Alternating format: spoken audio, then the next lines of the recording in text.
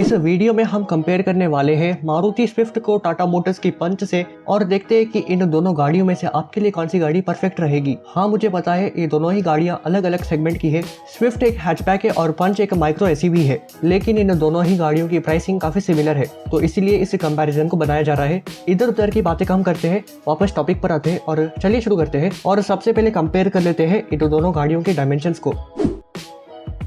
तो स्विफ्ट की लेंथ है 3860 mm जो कि 33 mm ज्यादा है पंच की लेंथ से। इसकी विड्थ है 1735 mm जो कि 7 mm कम है पंच की विड्थ से। इसी तरह इसकी हाइट है 1520 mm जो कि 95 mm कम है पंच की हाइट से। और रही बात व्हील बेस की, तो स्विफ्ट का है 2450 mm का जो कि 5 mm ज्यादा है पंच की व्हील बेस से। तो आप देख सकते हैं ऑन पेपर स्विफ्ट पंच से ज्यादा लंबी भी है और इसका व्हील बेस भी ज्यादा है, वही पंच स्विफ्ट से ज्यादा चौड़ी है और ज्यादा ऊंची है।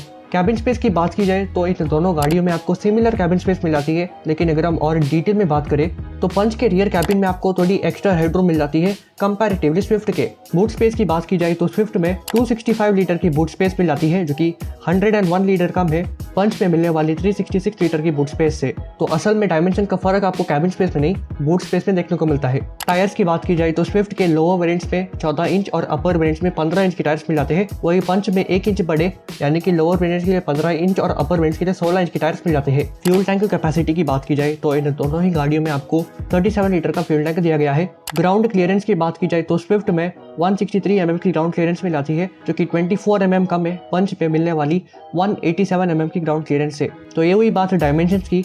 तो चलिए आगे बढ़ते हैं, कंपेयर कर लेते हैं इन दोनों कार्स के इंजन्स को।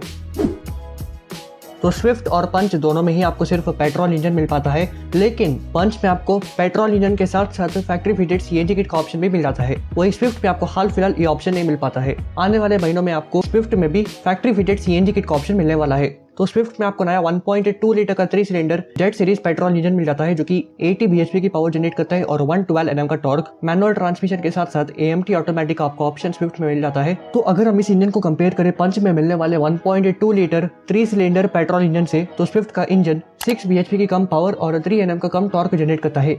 पंच में भी मैनुअल ट्रांसमिशन के साथ साथ AMT ऑटोमेटिक का भी ऑप्शन मिल जाता है। माइलेज की बात करें तो इस मामले में स्विफ्ट काफी आगे है। स्विफ्ट के मैनुअल ट्रांसमिशन में 24.8 kmpl जबकि ऑटोमेटिक में 25.75 kmpl का माइलेज क्लेम किया जाता है, जबकि पंच के मैनुअल ट्रांसमिशन में 20.09 जबकि ऑटोमेटिक में 18.8 kmpl का माइलेज क्लेम किया जाता है। यानी कि स्विफ्ट का मैनुअल ट्रांसमिशन पंच के मैनुअल ट्रांसमिशन से करीब 4.71 kmpl ज्यादा माइलेज क्लेम करता है, वही ऑटोमेटिक में डिफरेंस करीब 6.95 kmpl का है। एक बात मैं आपको बता दूं कि इन दोनों ही गाड़ियों के इंजन में आपको 3 सिलेंडर्स मिल जाती है, लेकिन अगर हम बात करें इंजन रिफाइनमेंट की, स्मूथनेस की या फिर NVH लेवल्स की, तो स्विफ्ट की बेहतर है कंपैरेटिवली पंच के। जैसे कि मैंने आपको बताया, पंच में आपको फैक्ट्री फिटेड सीएनजी किट का ऑप्शन भी मिल जाता है। सीएनजी के साथ पंच का इंजन 72 bhp की पावर और 103 Nm का टॉर्क जनरेट करता है।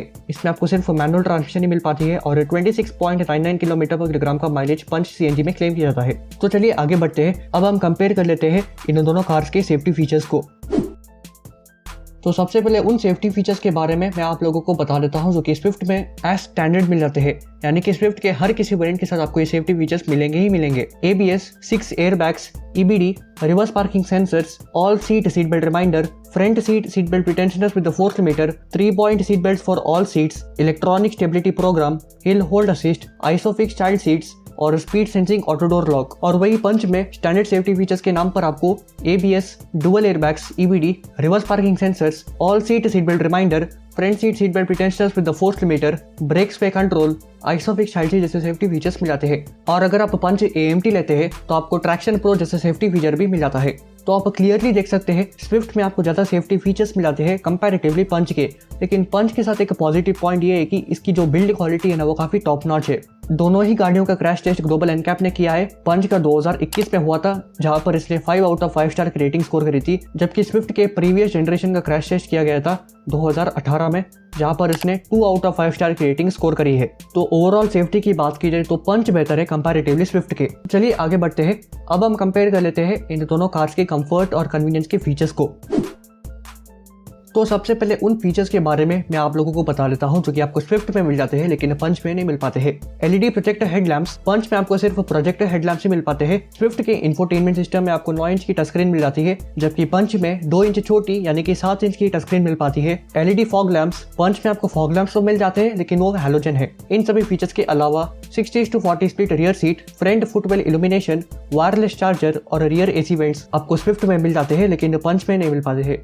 इसी तरह बात कर लेते हैं उन फीचर्स के बारे में जो कि आपको पंच में मिल जाते हैं लेकिन स्विफ्ट में नहीं मिल पाते हैं। 90 डिग्री डोर ओपनिंग ये कोई फीचर तो नहीं है लेकिन गाड़ी में उतरने बैठने में आसानी हो जाती है। Front seat arm rest, roof rails, rain sensing wipers, 7 inch TFT instrument cluster, cooled glove box, puddle lamps, rear seat arm rest, express cool function, tyre pressure monitoring system, shark fin antenna, electric sunroof, cornering fog lamp. Punch के fog lamps में आपको cornering feature मिल जाता है जो कि Swift के fog lamps में नहीं है। और पंच में आपको ड्राइव मोड्स भी मिल जाते हैं, इको और सिटी, जो कि आपको स्विफ्ट में नहीं मिल पाते हैं। तो फीचर्स के मामले में आप देख सकते हैं पंच में आपको ज्यादा फीचर्स मिल जाते हैं कंपैरेटिवली स्विफ्ट के। वारंटी ऑफर की बात की जाए तो इन दोनों ही गाड़ियों में आपको सिमिलर वारंटी ऑफर मिल जाती है, 3 साल तक या फिर 1 लाख किलोमीटर तक की। After sale services, resale value और मेंटेनेंस कॉस्ट की बात की जाए तो स्विफ्ट मारुति का प्रोडक्ट है और पंच टाटा का। हाँ, मैं एग्री करता हूँ कि टाटा की जो आफ्टर सेल सर्विसेज है ना वो काफी बेहतर हो चुकी है पहले के मुकाबले, लेकिन अभी भी इंप्रूवमेंट की जरूरत है। आए दिन कुछ ना कुछ केस आता ही है कि टाटा मोटर्स की जो आफ्टर सेल सर्विसेज है ना वो काफी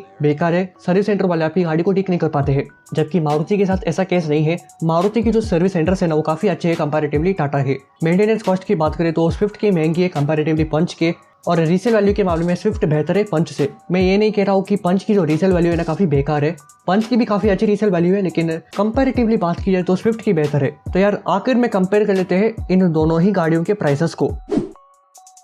तो स्विफ्ट का मैनुअल ट्रांसमिशन 6.49 लाख रुपये से शुरू होकर 9.14 लाख रुपीस तक का मिल जाता है, जबकि ऑटोमेटिक 7.79 लाख रुपये से शुरू होकर 9.64 लाख रुपीस तक का मिल जाता है। जबकि पंच का मैनुअल ट्रांसमिशन 6.13 लाख रुपये से शुरू होकर 9.59 लाख रुपीस तक की मिल जाती है, जबकि ऑटोमेटिक 7.59 लाख रुपये से शुरू होकर 10.20 लाख रुपीस तक की मिल जाती है। तो आप देख सकते हैं मैनुअल ट्रांसमिशन के केस में स्विफ्ट का बेस वेरिएंट करीब 36,000 रुपये से महंगा है, लेकिन टॉप मॉडल स्विफ्ट का 45,000 रुपये सस्ता है पंच के टॉप मॉडल से। जबकि ऑटोमेटिक में स्विफ्ट का बेस मॉडल करीब 20,000 रुपये महंगा है पंच के बेस मॉडल से, और स्विफ्ट का टॉप मॉडल ऑटोमेटिक करीब 56,000 रुपये सस्ता है पंच के ऑटोमेटिक टॉप मॉडल से। बाकी आप पंच CNG की प्राइसेस को आप अपनी स्क्रीन पर देख सकते हैं। तो ओवरऑल बात की जाए तो स्विफ्ट का इंजन काफी फ्यूल एफिशिएंट है, ज्यादा रिफाइंड और स्मूथ है कंपैरेटिवली पंच के इंजन के। स्विफ्ट में आपको ज्यादा सेफ्टी फीचर्स मिल जाते हैं और रीसेल वैल्यू भी आपको स्विफ्ट में बेहतर मिल जाती है कंपैरेटिवली पंच के। जबकि पंच में आपको बेहतर कैबिन स्पेस मिल जाती है, ज्यादा बूट स्पेस मिल जाती है, ज्यादा ग्राउंड क्लियरेंस, CNG, ज्यादा कंफर्ट और कन्वीनियंस के फीचर्स स्विफ्ट से। तो चलो देखते हैं इन दोनों गाड़ियों में से आपको किस गाड़ी को प्रेफर करना चाहिए। तो मेरे हिसाब से आपको डेफिनेटली स्विफ्ट को इग्नोर करके पंच को ही खरीदना चाहिए, क्योंकि 45 से 60,000 रुपये ज़्यादा खर्च कर आपको सनरूफ मिल जाती है। सिर्फ सनरूफ ही नहीं, बाकी फीचर्स भी आपको मिल जाते हैं। ऊपर से पंच में आपको CNG के साथ साथ ज़्यादा सेफ्टी मिल जाती है कंपैरेटिवली स्विफ्ट के। इसीलिए अगर आप उन लोगों में से जो कि अपनी गाड़ी में सनरूफ चाहते हैं, गाड़ी में इंजन होना हो कोई दिक्कत की बात नहीं, लेकिन सनरूफ तो चाहिए भाई, तो उस केस में आप पंच को खरीद सकते हैं। लेकिन अगर आप माइलेज के दीवाने, सनरूफ होने ना होने से आपको कोई घंटा फर्क नहीं पड़ता है और आपको अपनी जान की परवाह नहीं है, तो उस केस में आप 60,000 रुपये बचाकर स्विफ्ट को खरीद सकते हैं। डेफिनेटली मारुति वालों ने स्विफ्ट को काफी ओवर प्राइस लॉन्च करा है, जिसके कारण हाल फिलहाल टाटा पंच इंडिया की सबसे ज्यादा बिकने वाली गाड़ी है। तो यही था एक कंपैरिजन मारुति स्विफ्ट और टाटा पंच का। क्या आप मेरी बात से सहमत है? नीचे कमेंट सेक्शन में जरूर बताना, और ये भी बताना कि आप स्विफ्ट लोगे या फिर पंच। अगर आपने इस वीडियो को देखने के बाद डिसाइड कर लिया है कि आप स्विफ्ट ही लेंगे, तो लेफ्ट वाली वीडियो को क्लिक कर आप स्विफ्ट का वेरिएंट 6 वीडियो देख सकते हैं। मिलते हैं नेक्स्ट वीडियो में, तब तक के लिए गुड बाय।